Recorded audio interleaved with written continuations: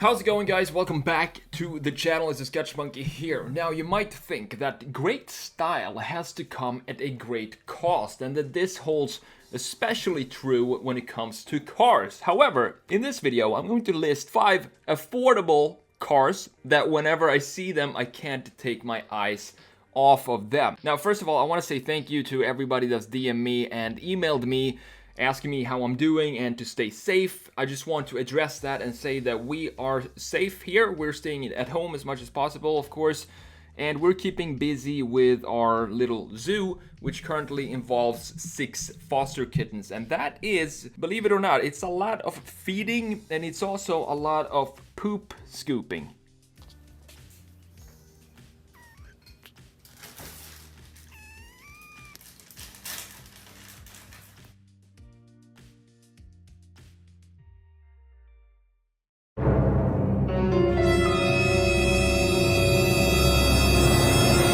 So I just want to say that I appreciate all the messages, thank you, and I hope we all try and do our part and stay safe and try to ride this out with a positive outlook and the discussions and maybe a couple of arguments about cars and specifically design, and I hope this video will spark some of that. Now let's get into my top 5 list of beautiful yet affordable modern cars. I'm going to go through why I love each one of them, and then I'm going to spec them as I would have if I were to buy these cars. So let's have some fun and start with car number 1.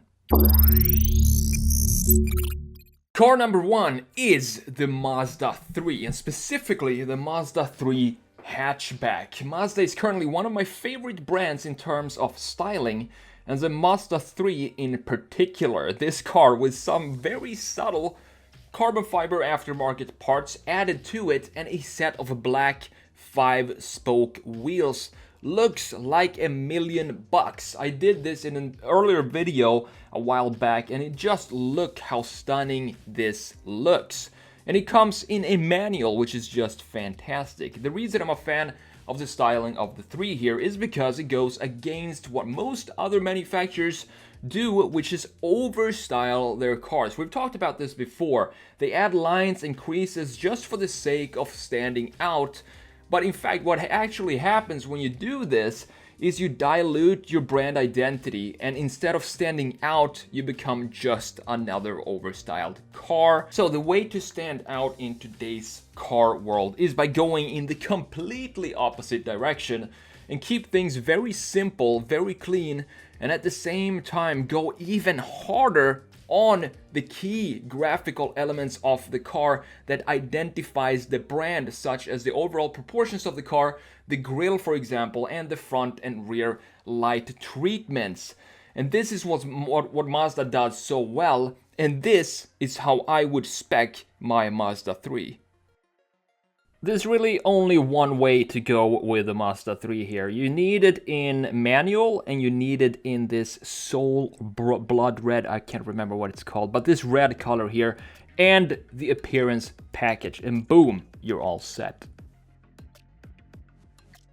So I wanted this list to be a mix of different car types. So we started with the hatchback, with the Mazda 3, which starts as $23,700, which is affordable. And now we're going to go to an SUV. And for the SUV, I chose the Cadillac XT4, and this starts as $35,695. What if I'm looking to buy a small to mid-size SUV that's decent to drive but looks absolutely fantastic?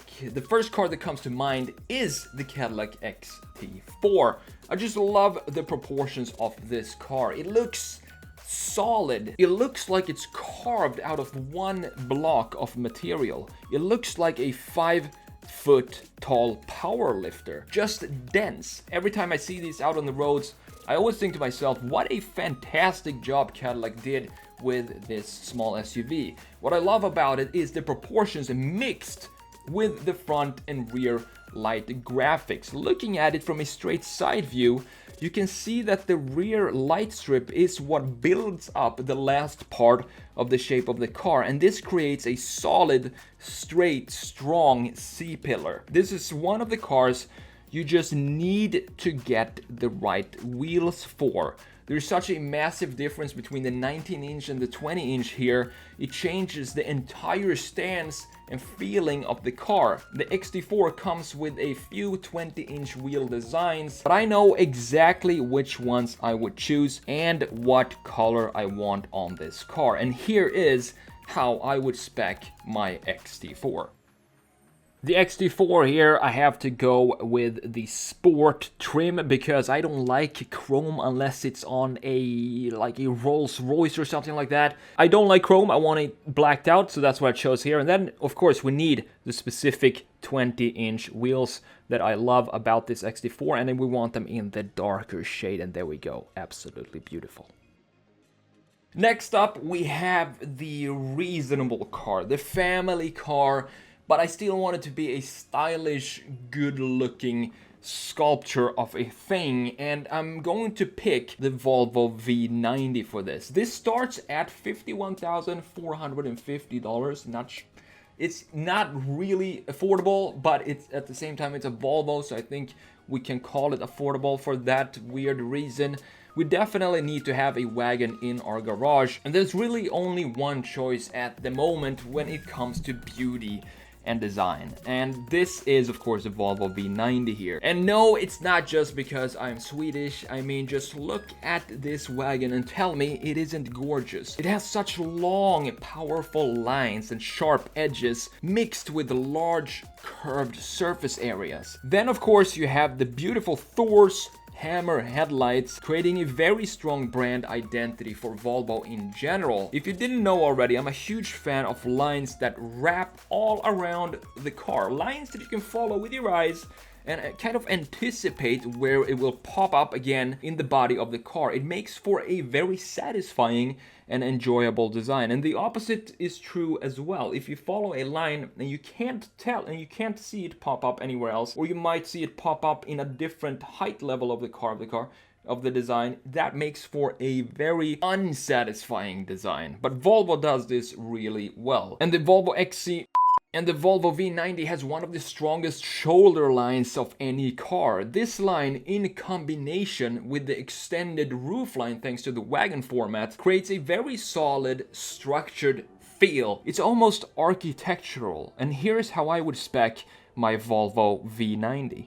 You might think that I would go for the R design here, which has a more sporty look, but honestly I think for the V90, the Inscription T6 has a cleaner, more elegant look that suits the V90 better than the R design. And of course, you need the 20-inch wheels for this car. Now, the wife and kids are happy with the Volvo V90, but what about me? What about having some fun for a reasonable price? And of course, that brings us to muscle cars, and more specifically, the Dodge Challenger, which starts at $28,095. And what I love about American cars here in the US is that you can get a fun, powerful muscle car for relatively cheap. Right now, the best looking muscle car is also the oldest one, the Dodge Challenger. I think the Challenger did the best job as a retro design car. It's the car that resembles the original muscle car of the 60s and the 70s the most,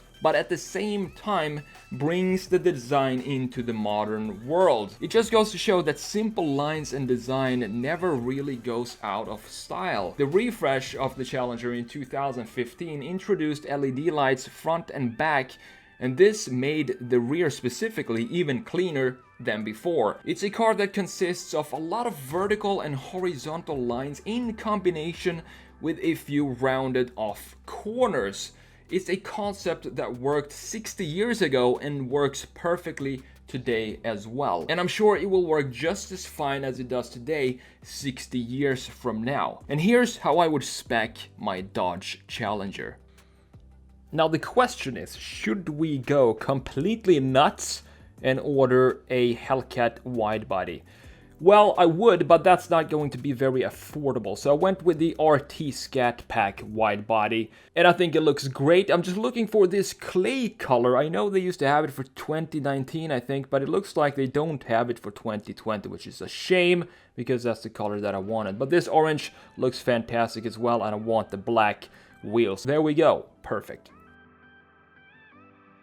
Last but definitely not least, we need to have a convertible in our garage for those chill summer nights and drives. So what I chose for the convertible here, it's not going to be a very affordable car, but there's a reason for that, and the car itself is the Mercedes-Benz C63 AMG convertible, and this starts at a not so affordable $77,300. And as I said, I don't really think this can be called affordable, but when it comes to beautiful modern convertibles, it's one of the best looking ones. And sure, I could have chosen the regular C-Class convertible and not the mad AMG version, but I just couldn't do it. The AMG adds so much value to this car. Not only the design of the car, but come on, the performance and noise alone is worth the added cost. And I have to say, I'm not a huge fan of convertibles, but I wanted this list to be a nice mix of different types of cars.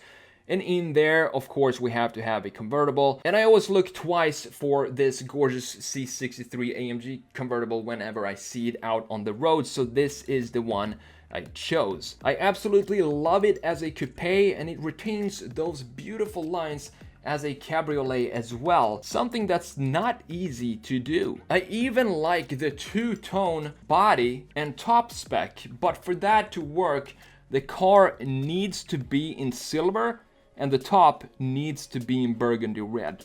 However, that's not how I would spec my Mercedes C63 AMG Cabriolet. Here's what mine would look like. For the C63, you have two options. You can go black or you can go silver.